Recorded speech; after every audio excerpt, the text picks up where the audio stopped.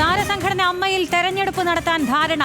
3 മാസത്തിനുള്ളിൽ തെരഞ്ഞെടുപ്പ് നടത്താൻ കൊച്ചിയിൽ ചേർന്ന ജനറൽ ബോഡി യോഗത്തിൽ തീരുമാനമായി. തെരഞ്ഞെടുപ്പ് വരെ നിലവിൽ ഭരണസമിതി തുടരും. കൊച്ചിയിൽ നിന്ന് സൈഫുന്നിസ അലിയാർ ചേരുന്നുണ്ട്. സൈഫുന്നിസ, എന്തിലേക്കാണ് ഈ തെരഞ്ഞെടുപ്പുള്ളത്? മോഹൻലാൽ തെരഞ്ഞെടുപ്പ് വന്നാൽ പിന്മാറുമെന്ന് അറിയിച്ചിരുന്നു. ആ ഒരു സ്ഥാനത്തേക്ക് തന്നെയാണ്. എന്തൊക്കെയാണ് വിശദാംശങ്ങൾ? മുഴുവൻ ഭരണസമിതിയിലുമാണ് ഇപ്പോൾ തെരഞ്ഞെടുപ്പ് നടക്കാൻ ചർച്ചകൾ നടക്കുന്നത്. ഇതിൽ അന്തിമ തീരുമാനമായിട്ടില്ല. കൃത്യമായ തീരുമാനം പിന്നീട് അറിയിക്കുകയുള്ളൂ. എന്തായാലും നിലവിൽ ഉള്ള വിവരങ്ങൾ അനുസരിച്ച് ഈ പുതിയ ഭരണസമിതി അധികാരമേൽക്കാൻ 3 മാസത്തിനകം തെരഞ്ഞെടുപ്പ് നടത്തി പുതിയ ഭരണസമിതിയെ അധികാരമേറ്റാൻ കഴിയുമോ എന്ന രീതിയിലാണ് ചർച്ചകൾ നടക്കുന്നത്.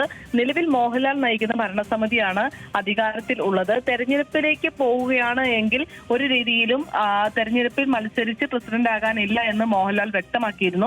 നിലവിലെ പ്രസിഡന്റ് മോഹൻലാൽ തുടരാൻ സാധ്യതയുണ്ട് എന്നുള്ളതായിരുന്നു നേരത്തെ മുതൽ വന്ന വിവരങ്ങൾ. പക്ഷേ ആരാണ് ഇതിൽ കൃത്യമായ ഭിന്നാഭിപ്രായം പറഞ്ഞത് എന്ന് നമുക്ക് വ്യക്തമല്ല.